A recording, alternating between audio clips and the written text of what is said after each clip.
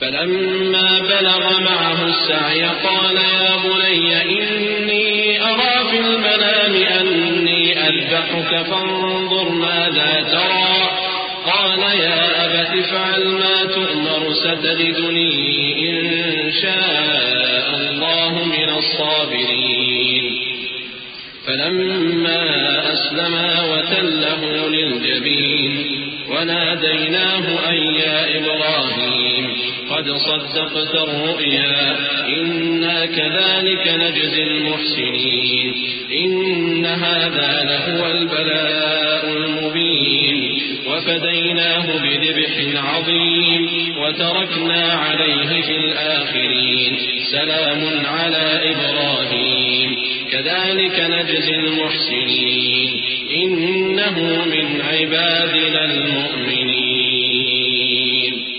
جب وہ ان کے ساتھ دوڑ دھوپ کی عمر کو پہنچا تو ابراہیم نے کہا کہ بیٹا میں خواب میں دیکھتا ہوں کہ گویا تم کو ذبح کر رہا ہوں تو تم سوچ لو کہ تمہارا کیا ارادہ ہے. انہوں نے کہا کہ ابا جان جو آپ کو حکم ہوا ہے وہی کیجئے اللہ نے چاہا تو آپ مجھے صابروں میں پائیے گا. اس طرح جب دونوں نے حکم مان لیا اور باپ نے بیٹے کو ماتھے کے بل لٹا دیا تو ہم نے ان کو پکارا کہ اے ابراہیم تم نے خواب کو سچا کر دکھایا. ہم نیکوکاروں کو ایسا ہی بدلہ دیا کرتے ہیں.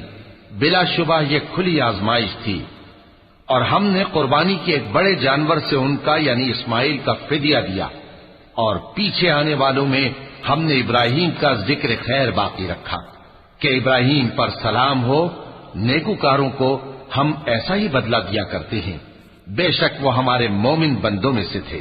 وبشرناه بإسحاق نبيا من الصالحين وباركنا عليه وعلى إسحاق ومن ذريتهما محسن وظالم لنفسه مبين ولقد مننا على موسى وهارون ونجيناهما وقومهما من الكرب العظيم ونصرناهم فكانوا هم الغالبين وآتيناهما الكتاب المستبين وهديناهما الصراط المستقيم وتركنا عليهما في الآخرين سلام على موسى وهارون إنا كذلك نجزي المحسنين إنهما من عبادنا المؤمنين.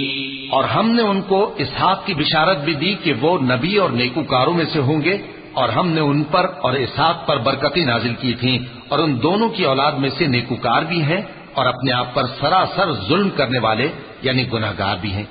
اور ہم نے موسیٰ اور ہارون پر بھی احسان کیے اور ان کو اور ان کی قوم کو بڑی مصیبت سے نجات بخشی اور ان کی مدد کی تو وہی غالب رہے.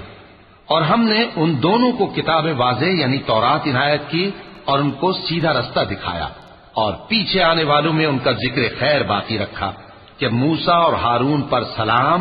بے شک ہم نیکوکاروں کو ایسا ہی بدلہ دیا کرتے ہیں. وہ دونوں ہمارے مومن بندوں میں سے تھے.